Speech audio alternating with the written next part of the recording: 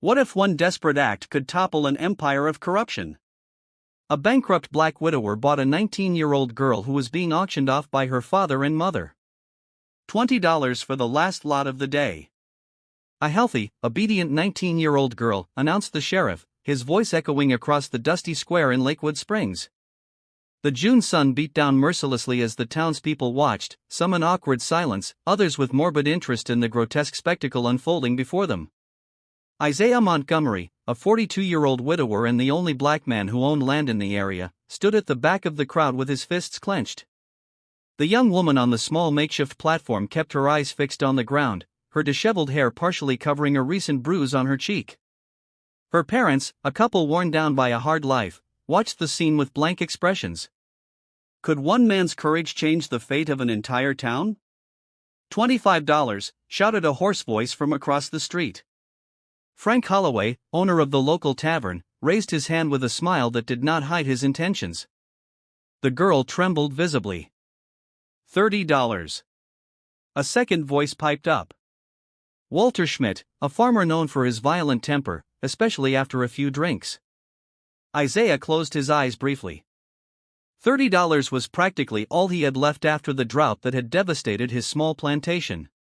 It was the money he had set aside for seeds for the next season. It was his last chance to save the land he had worked so hard to acquire after his wife's death. $50.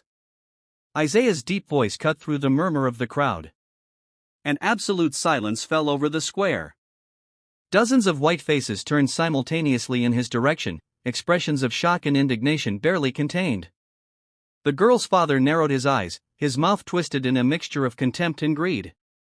I won't give my daughter to a $70, Isaiah interrupted, stepping closer to the center in gold coins. Now, the sheriff cleared his throat, visibly uncomfortable. Mr. Montgomery, I don't think you. The law says any free man can participate in a public auction, Isaiah said, not looking away. Unless you want to explain to a federal judge why you refused the highest bid.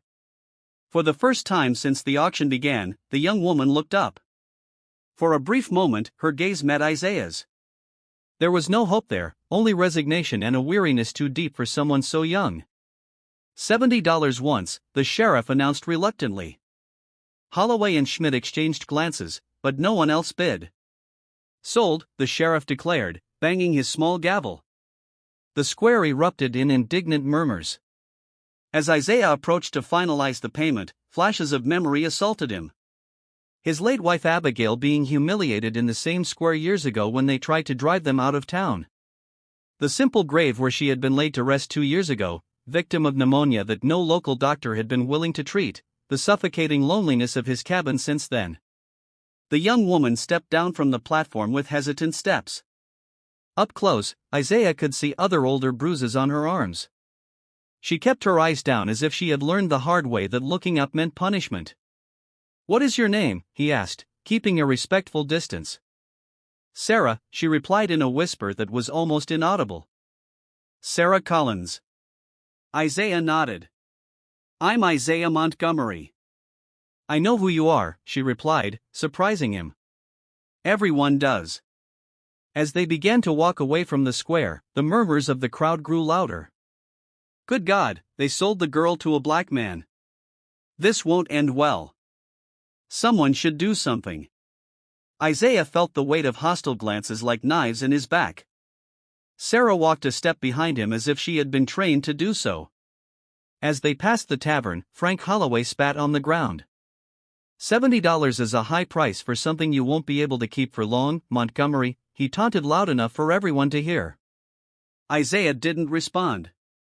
He continued walking toward the wagon parked at the edge of town where his old horse waited patiently.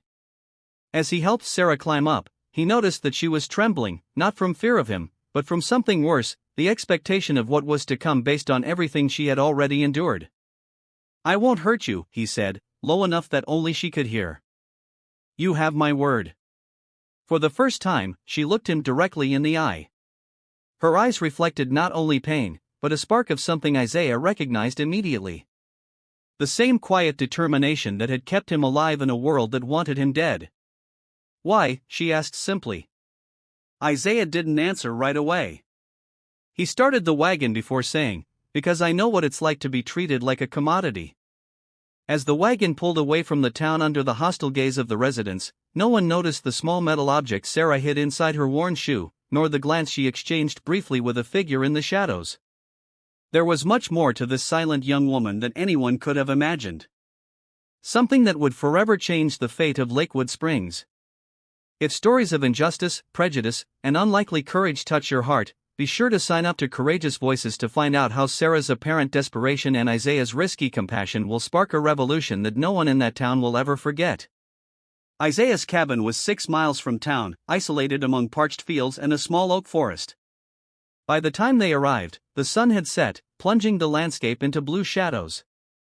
Sarah silently surveyed the property, the modest but well-maintained structure, the small barn, the stone wall surrounded by a garden ravaged by drought. "This is it," Isaiah said, climbing down from the wagon. "It's not much, but it's mine. No one will bother you here." Sarah remained motionless on the wagon, her eyes calculating distances, assessing escape routes like a cornered animal.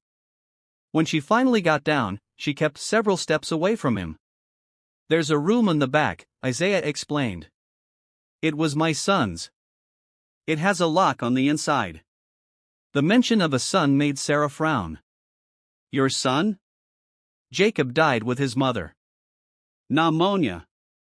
2 winters ago," Isaiah replied, his voice devoid of self-pity. "He was 5.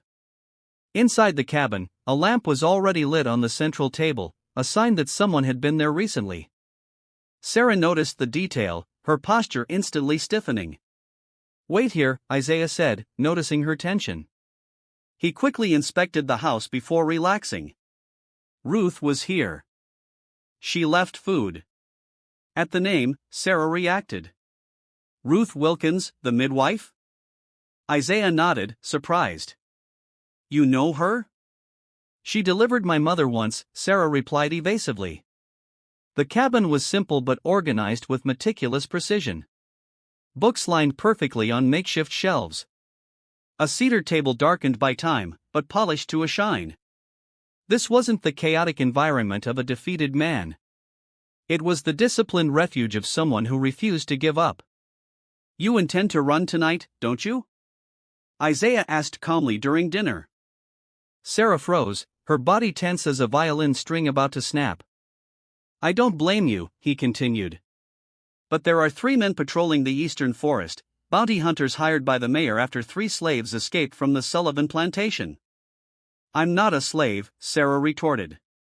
"No, you're not," Isaiah agreed. "But try explaining that to those men in the dark." The next morning, Sarah found the house empty and the door unlocked. She was not a prisoner. Through the window, she saw Isaiah working in the parched garden, trying to revive dying plants with water from the well. While searching the house for money or valuables, Sarah found something unexpected. A book of federal laws marked in several places with meticulous notes. Next to it were letters signed by a Professor Williams from Boston University. Before she could investigate further, she heard horses approaching. 3 horsemen rode onto the property. Sarah recognized Frank Holloway, accompanied by Walter Schmidt, and a third man who was elegantly dressed and had a calculatedly friendly expression. Isaiah dropped his hoe and walked toward them, standing tall, his face impassive. "Montgomery," Holloway said with false cordiality. "We've come to introduce Mr. Davis, the new county judge." The tall man bowed his head in a greeting that did not reach his eyes. "Mr. Montgomery, I've heard a great deal about you." "We're conducting a property inspection," Judge Davis explained. "To update the county records." "My taxes are paid," Isaiah replied. "They always are." "It's not about taxes," Schmidt interjected with a malicious smile. "It's about suitability. Unproductive land may be requisitioned for more efficient use," Davis elaborated. Sarah watched Isaiah's jaw tighten, though his expression remained neutral. "This property has been registered in my name since 1869 with all the proper documents." "Times change, Montgomery," Holloway laughed. "Laws change." When the men finally left, Sarah confronted Isaiah. "They want your land." They always have, he replied, returning to his work as if nothing had happened. Why? It's practically ruined by the drought. Isaiah hesitated. Because there's something here that's worth a lot more than a few acres of dry land. That afternoon, Ruth Wilkins arrived in her covered wagon. She was a middle-aged black woman with a formidable bearing and piercing eyes. She brought supplies, seeds, and news. The new judge visited 5 properties today, she reported as she examined Sarah's bruises. All belonging to blacks or immigrants. Isaiah nodded as if merely confirming his suspicions. And this, Ruth handed him a sealed envelope, arrived today on the telegraph. Jenkins asked me to deliver it discreetly. As Isaiah read, his expression changed to cold determination. Sarah, he called, I need to know exactly what you heard at your father's meetings with Mayor Marshall. The shock on Sarah's face was momentary. How do you know about that? Why? Ruth interjected gently. You're not the first young woman we've tried to help escape that family. It was then that Sarah understood. She hadn't been bought at a cruel auction out of random compassion. The object in her shoe, a small ornate key, suddenly seemed infinitely heavier. My father keeps a red book locked in his desk, she finally revealed. Payment records, names, dates. Mayor Marshall is organizing something big. Something involving Judge Davis and land along the river. Isaiah and Ruth exchanged glances. Is that why her father was willing to auction her off so publicly? Sarah nodded, the first tear finally escaping. I've heard too much. I've seen too much. In town, rumors ran like wildfire. About the black man who dared to buy a white girl. About suspicious nighttime visitors to her property, about the proximity of the railroad line that would connect the county to the newly discovered mines. No one noticed the little red book missing from Mr. Collins's house, or the coded messages sent by telegraph late at night. What the powerful people of Lakewood Springs didn't know was that sometimes those considered invisible are the ones who can see best. And that the real revolution begins not with screams, but with whispers in the shadows and plans woven by hands that have nothing to lose, only a future to claim. 4 days after Judge Davis's visit, an unexpected storm broke over Lakewood Springs. No one noticed the small figure moving around the back of the town hall during the chaos, a dark cloak protecting her from prying eyes. Sarah Collins, whom everyone assumed was confined as Isaiah Montgomery's property, had infiltrated the heart of local power. The key in her shoe, stolen from her father's desk weeks earlier, finally found its purpose in the mayor's office. Meanwhile, Isaiah entered the telegraph office completely soaked. Jenkins, the operator with quiet sympathies for the marginalized, merely nodded. The wire is open to Boston, he said quietly, leaving Isaiah alone with the machine. The next morning, the sun shone mercilessly. Mayor Marshall, Judge Davis, and 3 wealthy farmers gathered at Holloway's Tavern, visibly tense. What do you mean disappeared? Hissed the mayor, pale as a ghost. Documents don't just disappear. The cabinet was locked, replied the judge, nervously tugging at his tie. No one but you has the key. Frank Holloway poured another round of whiskey. What about the black man, Montgomery? I always knew that guy was trouble. Impossible, Marshall dismissed. He would never enter City Hall unnoticed. What neither of them knew was that at that very moment, 6 copies of the stolen documents were being posted at the entrances to the church, the market, and City Hall.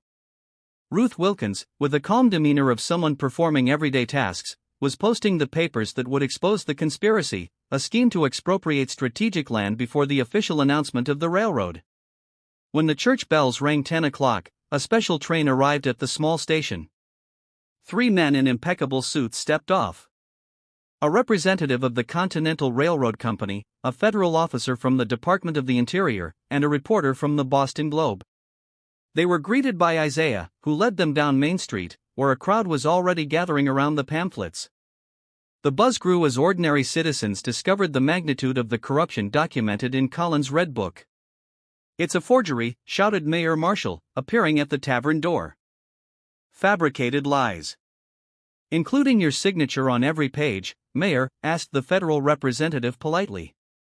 Or perhaps the map detailing how you intended to divert the original railroad route to benefit illegally acquired land is forged? Walter Schmidt tried to escape through the back only to find the sheriff blocking his way. Did you know? Schmidt asked incredulously. Not everything, replied the sheriff, but enough not to stop what's happening. The crowd was growing. Faces that would normally have looked away from Isaiah now stared at him with a mixture of shock and reluctant respect. But the real surprise came when Sarah emerged from the church, accompanied by Reverend Thornton. This young woman, announced the Reverend, at great personal risk, has provided crucial evidence of crimes that affect every citizen of this town. Sarah stood tall, her eyes meeting the furious gaze of her father who had just arrived. You, Collins growled, lunging toward her. I wouldn't do that, the federal officer interjected. Your daughter has already provided us with enough details about how you and the mayor have forged property documents belonging to at least 7 families over the past 2 years. A telegram was delivered publicly to Judge Davis. The Massachusetts Bar Association has a keen interest in discovering how a man expelled for judicial misconduct is now serving as a judge in another state, the reporter noted. You can't do this, the mayor hissed, looking frantically around. This town belongs to me. Belonged, corrected the railroad representative. The Continental Company is particularly interested in finding out how our confidential plans were leaked prematurely. The chaos that ensued was meticulously documented, the mayor's failed escape attempt, Holloway's desperate confession, Collins' angry cries as officers confiscated the red book from her home. The most extraordinary moment came when Sarah confronted her father publicly. You sold me, she declared without flinching. As if I were less than human, just as you sold the dignity of this town. Collins, cornered, revealed the extent of his cruelty. What did you expect? Your mother ran away because she couldn't bear to look at you, the living reminder of our mistake. You were never worth the air you breathed. The silence that followed was broken by Isaiah's calm voice. Every person in this square is worth exactly the same, Mr. Collins. This is the truth you tried to bury, that there is no price on human dignity. As the conspirators were taken into custody, the turmoil only grew. Some demanded immediate justice. Others, including some who would once have despised Isaiah, now sought to associate themselves with a moral victory. Few noticed the quiet conversation between the railroad representative and Isaiah, or how the federal officer carefully examined Montgomery's land deeds. No one noticed the glance exchanged between Ruth and Sarah when the reporter asked to interview them. The town had been shaken to its foundations, but one question remained in the air, whispered in the corners of the square as the crowd dispersed. How had a black man and a young woman who had been sold managed not only to survive but to defeat the powerful men who controlled every aspect of that society? The answer was written in the papers on display, in the letters exchanged with Boston, and in the plan that had begun long before the auction. A plan whose seeds had been planted years earlier when a college professor met a former slave determined to change the world one letter at a time. 6 months after the day that changed Lakewood Springs forever, the sun rose over a transformed town. The railroad station, once just a project used for manipulation, now stood real and imposing on the edge of Isaiah Montgomery's property. His land, far from being confiscated, had become the center of the new commercial route, a decision made by the Continental Company after discovering that the original route proposed by Mayor Marshall would cross unstable land. Isaiah's modest cabin now shared space with a school. What began as makeshift lessons for 3 black children rejected by the city's educational system quickly turned into an institution that attracted families from neighboring communities. Sarah Collins, or rather Sarah Montgomery, as she was now known after a simple wedding ceremony performed by Reverend Thornton, ran the classes with the same quiet determination that had brought down an empire of corruption. I never imagined I'd be teaching, she remarked one afternoon, watching the 20 students, black, white, and immigrant, under the large tree that served as their classroom on hot days. I was always the girl who could barely lift her eyes when someone spoke to her. Isaiah, who was building new tables for the main room, smiled. I always knew you had fire inside you. You just needed air to breathe. Former Mayor Marshall was serving time in the state penitentiary, convicted of fraud and extortion. Judge Davis, unmasked, had fled in the middle of the night, but rumors said he had been arrested in Chicago under a false name. Frank Holloway had lost his tavern to creditors and now worked as a longshoreman on a distant river. As for Sarah's father, Collins, public humiliation had led to a decline that turned him into a shadow of the man he once was, now living on favors, a pathetic figure whom everyone avoided. "We've received a reply from Benson," Ruth Wilkins announced during the weekly dinner that brought together the core group responsible for transforming the town. Jenkins, the telegraph operator, and Sheriff Jensen, who had finally found the courage to be on the right side of history, completed the group. Benson, the Boston University professor who years earlier had recognized the legal brilliance of a self-taught former slave seeking to understand his rights, the same man who had suggested that Isaiah buy that particular piece of land, seemingly worthless, decades before the railroad became a reality. "He accepts our proposal to expand the educational project," Ruth continued. 15 scholarships for young people from here. 15 lives transformed, Sarah murmured, her hand unconsciously touching the small scar on her wrist, a reminder of a previous life that seemed to belong to someone else. The next day, when the first commercial train officially pulled into Lakewood Springs Station, there was a small ceremony. The new mayor, an honest businessman elected after a special election, spoke words of progress and renewal. But all eyes were on the Montgomerys standing discreetly to the side. "It's thanks to you," an elderly woman whispered to Sarah. The same lady who had looked away when she saw her on the street months ago. "My son got a job at the station. They would never have taken a boy like him before." Her son, a young man with one leg shorter than the other, waved cheerfully from across the platform, wearing his railroad uniform with pride. "We didn't do it alone," Sarah replied, smiling genuinely.